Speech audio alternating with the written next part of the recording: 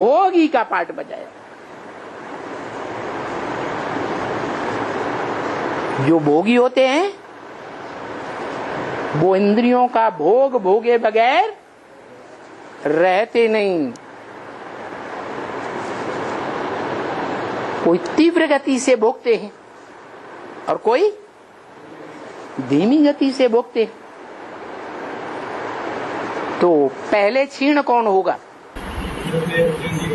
जो तीव्र गति से भोगता है, अपनी इंद्रियों को कंट्रोल में नहीं रख पाता है, वो क्षरित हो जाएगा, जल्दी पतित बन जाता है और उनमें धर्म पिताएं या उनके फॉलोअर्स प्रवेश करते रहते।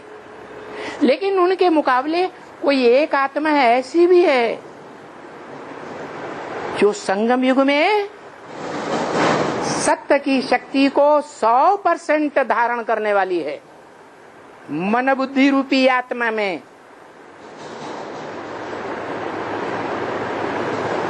और जितना ज्ञानी होगा सच्चाई का, सत्य का, उतना ही बड़ा योगी होगा या नहीं होगा। इसलिए गीता में कहा है, सांख्य योगौ पृथक बाला प्रवदन्ते न पंडिता। जो पंडित होते हैं, विद्वान जन होते हैं, वो सांख्य माने ज्ञान और योग, इन दोनों में फर्क नहीं समझते। दोनों में फर्क है ही नहीं। जो ज्ञानी होगा वो ही बाप को पहचानेगा गहराई तक। ज्ञानी कम होगा तो बाप को गहराई तक नहीं जानेगा, और बाप को जानेगा नहीं तो पूरी गहराई से याद कर सकेगा? नहीं याद कर सकेगा। तो ज्ञान है पहला सब्जेक्ट। जितना ज्ञानी उतना बड़ा योगी। इसीलिए बताया, शास्त्रों में भी लिखा है, सांख्य जिसे ज्ञान कहा जाता है, सह आख्या। सह माने साथ, आख्या माने व्याख्या। ज्ञान के एक एक पॉइंट को, ज्ञान के एक एक शब्द, एक एक वाक्य को विस्तार पूर्वक जो व्याख्या कर सके और दूसरों को व्याख्या समझा सके गहराई तक, वो ही पक्का ज्ञानी है। और उस पक्के ज्ञानी का नाम शास्त्रों में कपिल मुनि रखा गया है।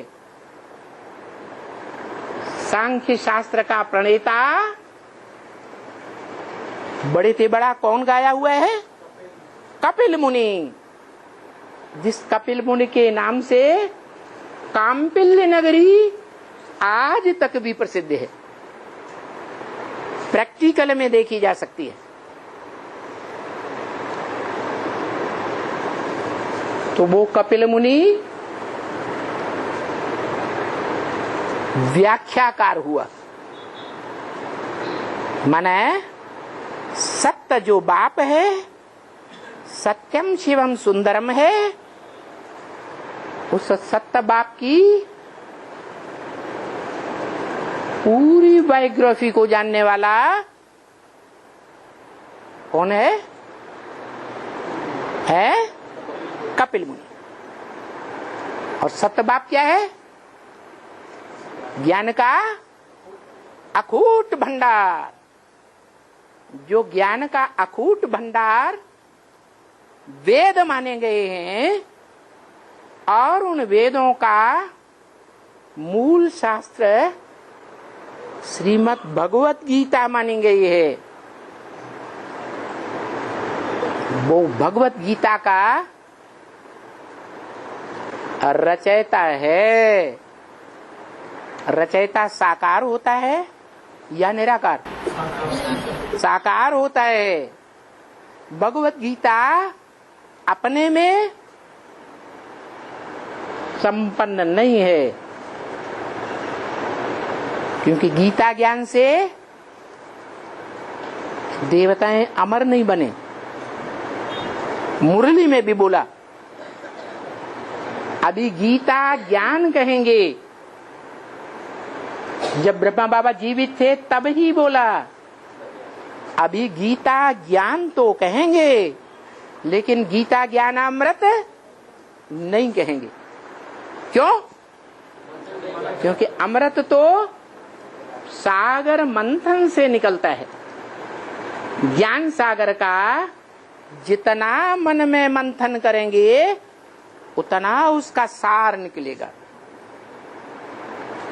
तो वो ज्ञान सागर स्वयं कहते हैं ब्रह्मा मुख से, दादा लेखराज के मुख से, कि अभी गीता ज्ञान तो है, परंतु गीता ज्ञान अमृत नहीं है।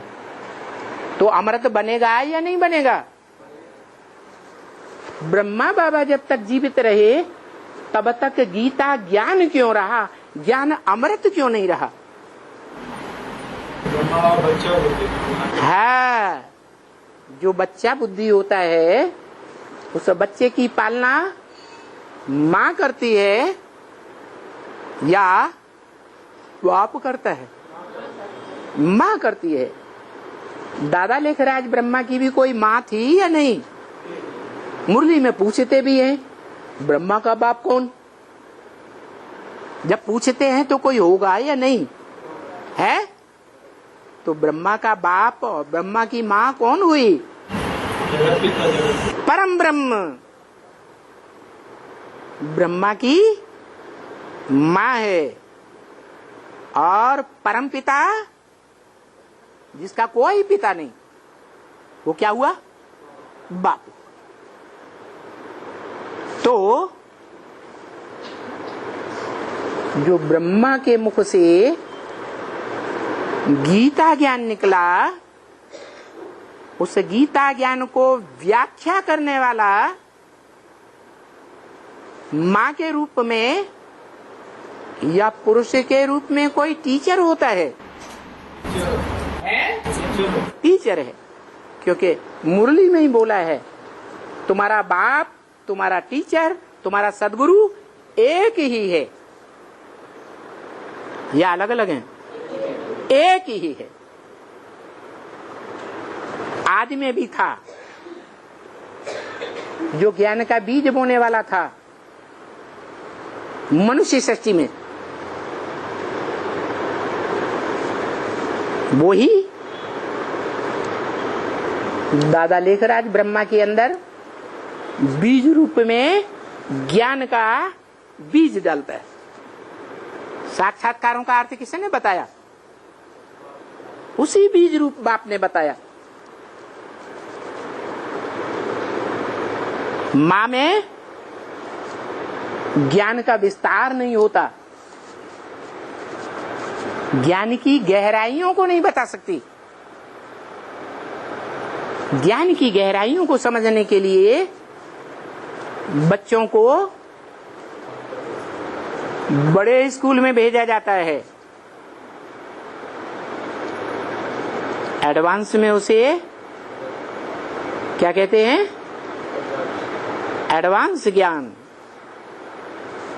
ऊंचा ज्ञान। कैसा ऊंचा ज्ञान? जो आत्मा के 84 जन्मों की भी नॉलेज करा दे।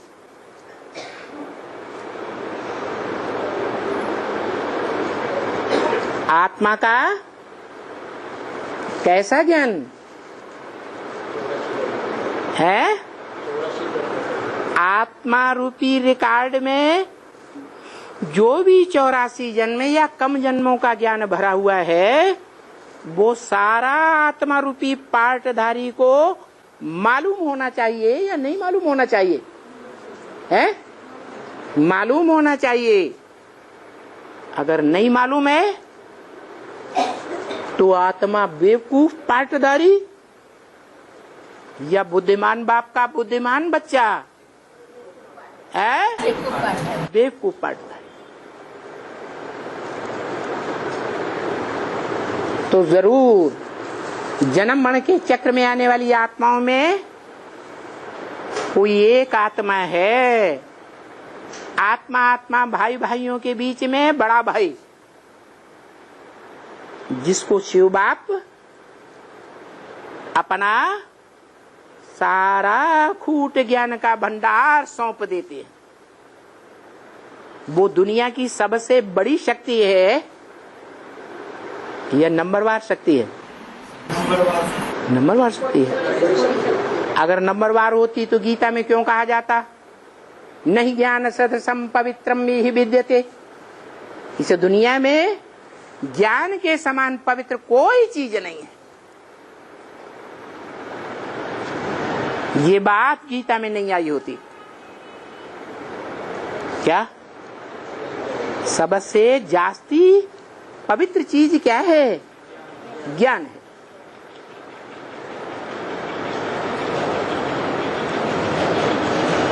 पवित्रता की शक्ति से दुनिया के सारे कार्य होते हैं।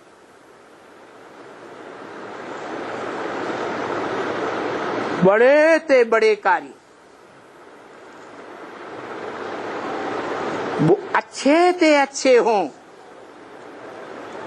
और बुरे ते बुरे कार्य हों।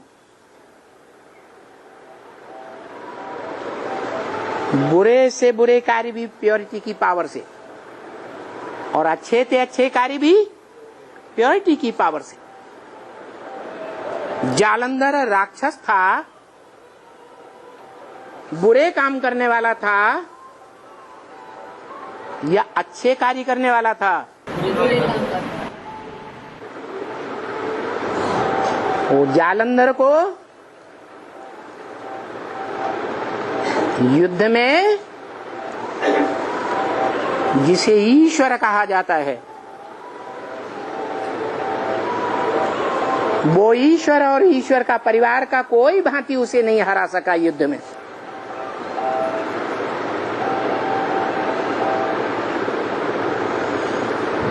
क्यों नहीं हरा सका? है क्योंकि उसकी शक्ति को अक्षुण्ण रखने वाली जो घर की धरित्री थी वृंदा, उसमें पवित्रता की पावर थी। उसकी मनोबुद्धि में पति जालंधर के सिवाय और किसी के लिए रंच मात्र भी प्रेम नहीं था। जैसे हम बच्चे कहते हैं एक शिव बाबा दूसरा न कोई। जब तक ये स्टेज वृंदा की रही तब तक जालंधर राक्षस को देवताएं तो क्या, मनुष्य तो क्या, भगवान के नाम से भगवान कहा जाने वाला अपने परिवार सहित कोई भी नहीं हरा सका। और जब वृंदा प्रभावित हो गई, जालंधर के अलावा किसी दूसरे से, उसके बाद जालंधर हार गया। तो देखो दुनिया के बड़े से बड़े काम पवित्रता की पावर से होते हैं। और वो पवित्रता कैसे आती है? और बाप की याद कैसे आती है? पहचान या ज्ञान कैसे आता है? पहचान माने ज्ञान, ज्ञान ज्ञानदाता से आता है। ज्ञान के भंडार का दाता एक ही है जो जन्म मरण के चक्र से न्यारा है, त्रिकालदर्शी है, तीनों कालों को जानने वाला है। इसलिए वो सत्य है। जो जन्म मरण के चक्र में आने वाली आत्माएं हैं वो सदा सत्य हो सकती है कि नहीं? है? नहीं हो सकती।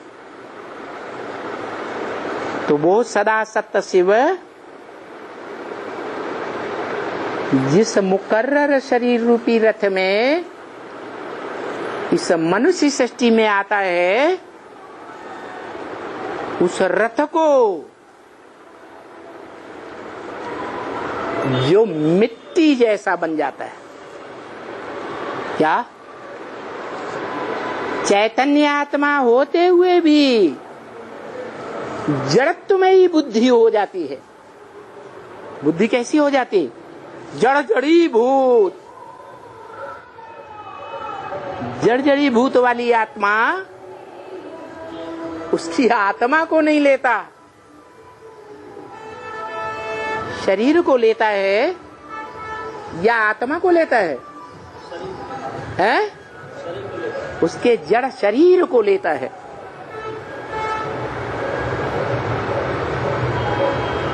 लेने वाला कौन है? लेने वाला परम पुरुष। पुरु माने शरीर, श माने शयन करने वाला, जो शरीर रूपी पुरी में आराम से शयन करता है। संगम युग में जिस शरीर में प्रवेश करता है उसमें उसको कभी भी बेआरामी होती है? नहीं होती है। ऐसी आत्मा है, उसको कहते हैं पुरुष। शरीर रूपी पुरी में आराम से शयन करने वाली, लेकिन साधारण आत्मा नहीं, परम पुरुष। कैसी आत्मा? पुरुषों में परे ते परे रहने वाली आत्मा। तो परे ते परे रहने वाली आत्मा को इस सृष्टि में आकर के अव्वल नंबर धर्म की स्थापना करने के लिए पुरुषों के बीच, मनुष्य आत्माओं के बीच परम पार्टधारी आत्मा चाहिए या कमजोर आत्मा चाहिए? परम पार्टधारी आत्मा चाहिए। वो है 500-700 करोड़ मनुष्यों का पिता, जिसे एडम आदिनाथ, हिंदुओं में आदिदेव कहा जाता है और सब धर्मों में मान्यता प्राप्त है। सब धर्म पिताएं और उनके फॉलोअर्स उस आदम को मानते हैं, जानते नहीं।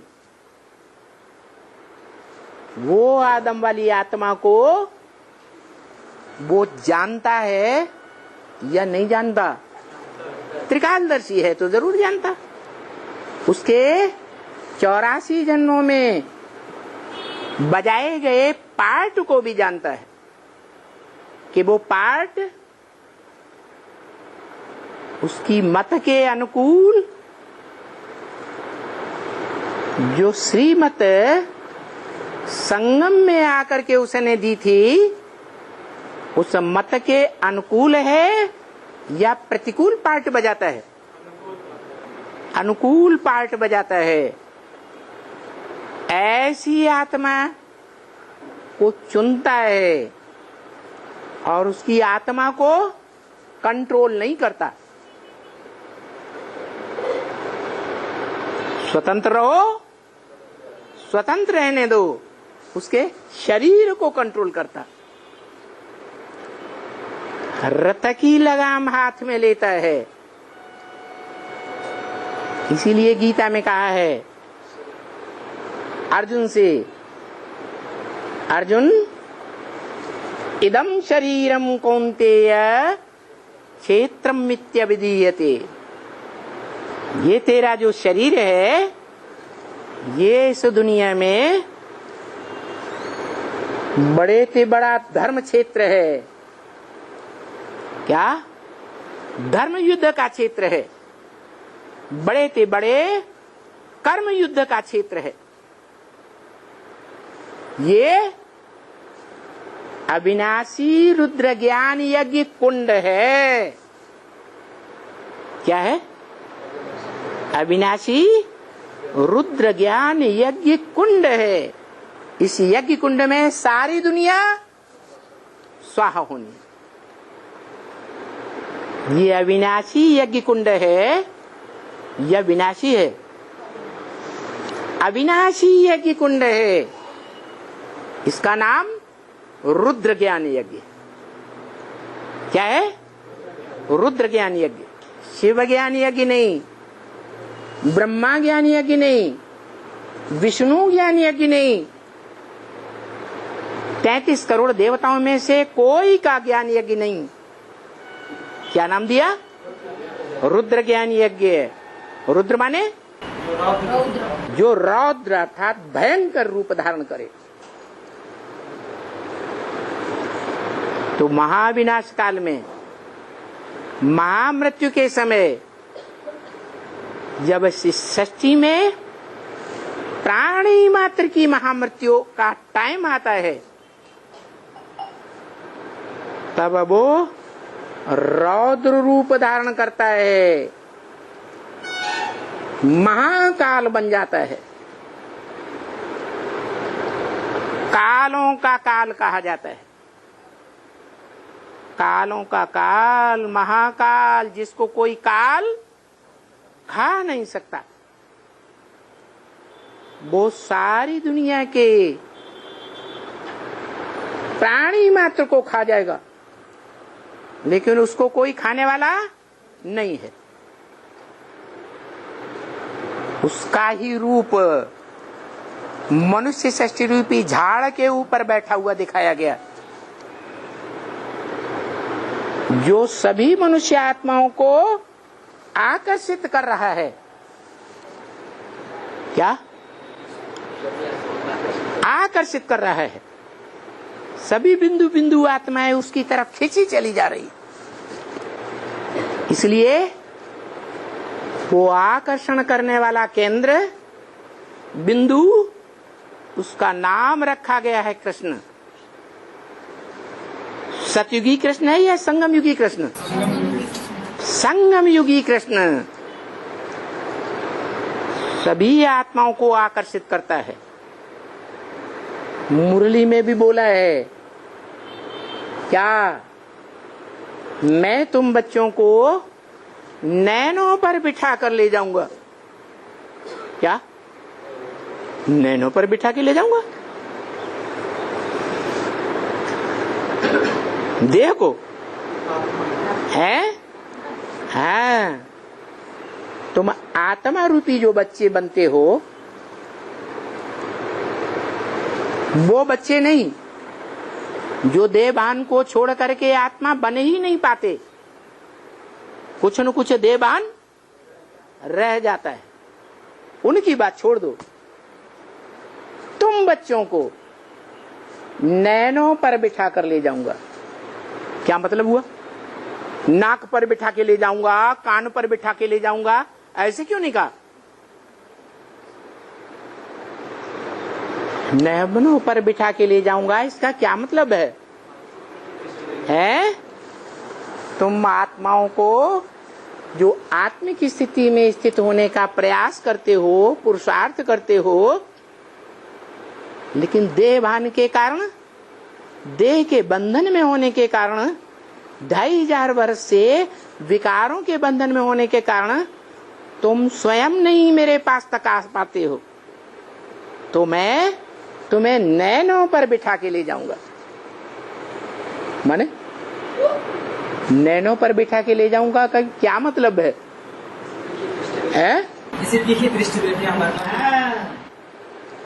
इतने प्यार की दृष्टि से ले जाऊंगा कि तुम अपने को ठहरा नहीं सकेंगे। कहाँ ले जाऊंगा? कहाँ ले जाऊंगा? परमधाम ले जाऊंगा। माने जो कहने वाला है मन मना भव, वो स्वयं परमधाम नहीं बनता। स्वयं परमधाम का रूप बनता है या नहीं बनता? तो जब स्वयं ही परमधाम को इस सृष्टि पर उतार लिया तो सारी आत्माएं कहाँ जाएंगी? है उसी के संकल्प में समा जाएंगी। मत मना भव, मेरे मन में समा जा। अरे तेरे मन में क्या है? एक शिव बाबा, दूसरा न कोई, एक ज्योति बिंदु आत्मा। तो सभी आत्माएं इस ईश्वरीय ज्ञान की गहराई को समझेंगी, इस गहराई की इंतहा में जाएंगी और सार को पकड़ लेंगी। क्या? मैं आत्मा प्रैक्टिकल में ज्योति बिंदु हूं, मैं देह नहीं हूं, 5 तत्वों का विनाशी पुतला नहीं हूं, देह के इंद्रिय रूपी अंग नहीं हूं। इस देह में, इस देह की इंद्रियों में मेरी कोई लागत नहीं, कोई लगाव नहीं, नो अटैचमेंट। इस मनुष्य सृष्टि की हर आत्मा की ऐसी स्टेज बनेगी। वो प्यार से बने, जो बोला तुम बच्चों को नैनों पर बिठा के ले जाऊंगा, तुम बच्चों को। बाकी जो और आत्माएं हैं, चंद्रवंशी हैं, इस्लाम वंशी हैं, बौद्धि वंशी हैं, या कोई भी वंशी हैं, या कोई वंश को फॉलो करने वाली हैं, उन आत्माओं को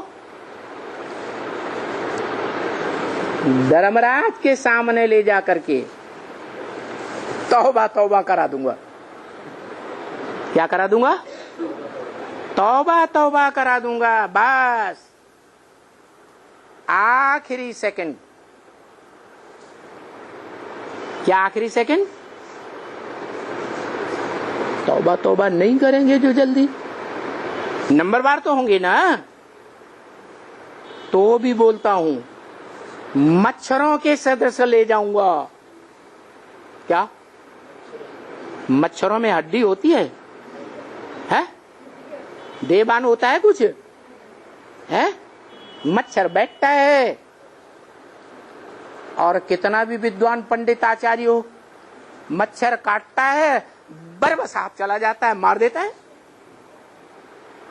सोचता है इसमें आत्मा है?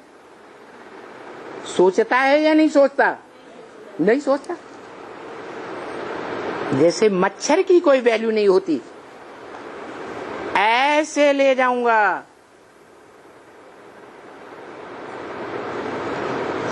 लेकिन ले जरूर जाऊंगा, देहभान को छुड़ा के ले जाऊंगा।